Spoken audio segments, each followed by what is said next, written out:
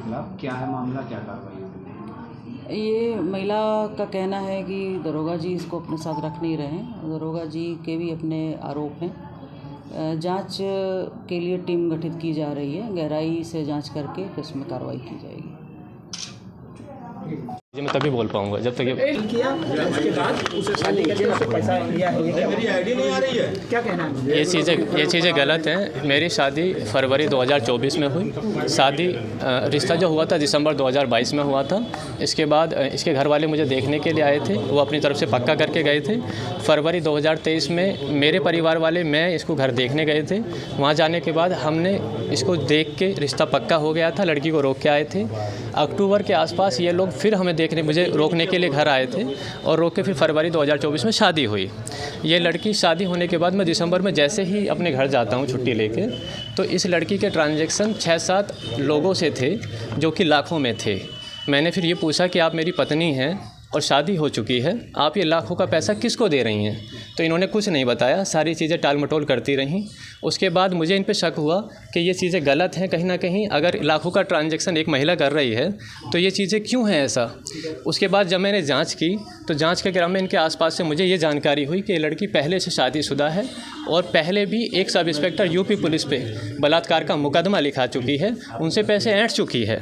जब मैंने इसकी पुष्टि करने के लिए जानकारी की मुकदमा कहाँ लिखा हुआ है, तो थाना पल्लवपुरम में मुकदमा अपराध संख्या 50/2020 धारा थी 376, 506। उसमें 2 थे, प्रेमराज सिंह पुष्कर जो मवाना थाने पे पोस्टिंग रहे, इनका घर मवाना थाने के जस्ट सामने है, और दोनों भाई पे बलात्कार का मुकदमा लिखाया और उनसे पैसे ऐंठने का आरोप लगाते हुए 386 भी उसमें धारा थी।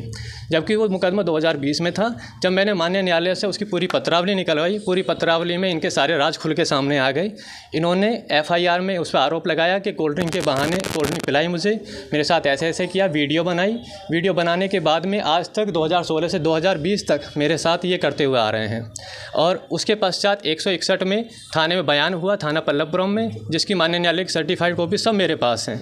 उसमें इन्होंने बयान दिया कि मेरे साथ ऐसे ऐसे घटना हुई है। जो FIR लिखाई है उसमें इन्होंने उनका समर्थन किया। उसके बाद मेडिकल में डॉक्टर के पास गई, मेडिकल में यही समर्थन किया कि मेरे साथ ऐसी घटना हुई है।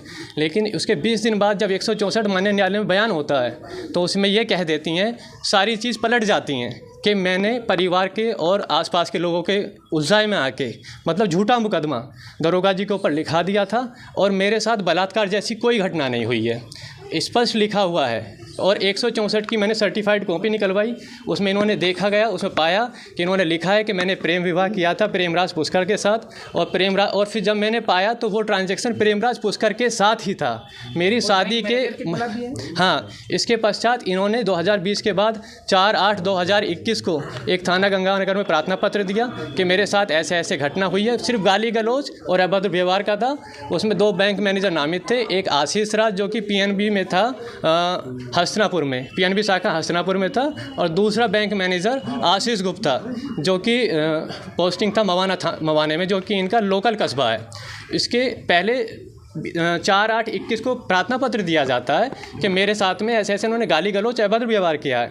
5 तारीख में उसमें समझौता हो जाता है, लेकिन उसके 20 दिन बाद 21/8/2021 को उन्हीं 2 बैंक मैनेजरों पे 376, 120, 506 का मुकदमा लिख दिया जाता है। और मुकदमा लिखा तब जाता है जब अपने शरीर के कपड़े ले जाके थाने में रख दिए जाते हैं कि ये मेरे साथ ऐसा हुआ है, हम शारीरिक संबंध बने हैं, आप पुष्टि कर लीजिए इस चीज़ की। आपकी पत्नी आपके ऊपर जो आरोप लगा रही जी, कुछ ऐसा मैं कितने लोगों अब तक 4 लोगों के प्रकाश में आ चुके हैं। 4 लोगों को 376 का बलात्कार मुकदमा लिखा चुकी है, जबकि 2 के खिलाफ में ये डिनाई कर चुके हैं न्यायालय में कि मेरे साथ इनका सिर्फ मेन रीज़न यही है, बलात्कार के मुकदमे लिखाती हैं। उसके बाद न्यायालय में पलट जाती हैं कि मेरे साथ बलात्कार जैसी कोई घटना नहीं हुई है। और माननीय न्यायालय में जब बयान दे रही थी, ये है 13/5/2024 को मेरी शादी के बाद में, मुझसे बता रही है मैं कोचिंग सेंटर में हूँ, मेरे पास चैट है उस दिन की। और जबकि माननीय न्यायालय में बयान दे रही थी और माननीय न्यायालय की बयान की रिकॉर्डिंग अपने फ़ोन में कर रही थी। आपको ये नहीं पता? मुझे कुछ नहीं पता है, मेरे पास सारे एविडेंस है, इन्होंने हर चीज़ को डिनाई किया है, सारी चैट मेरे पास में है। कानपुर में कह रहे हैं इनके साथ मारपीट की गई यहाँ पे कानपुर में। 17 तारीख में ये कानपुर आती हैं, आने के बाद मेरे साथ बदतमीजी करती हैं, मेरे साथ गाली गलौज करती हैं। गाली गलौज करने के बाद में मुझसे पूछा गया कि क्या घटना है, मैंने बताया सर ये ऐसे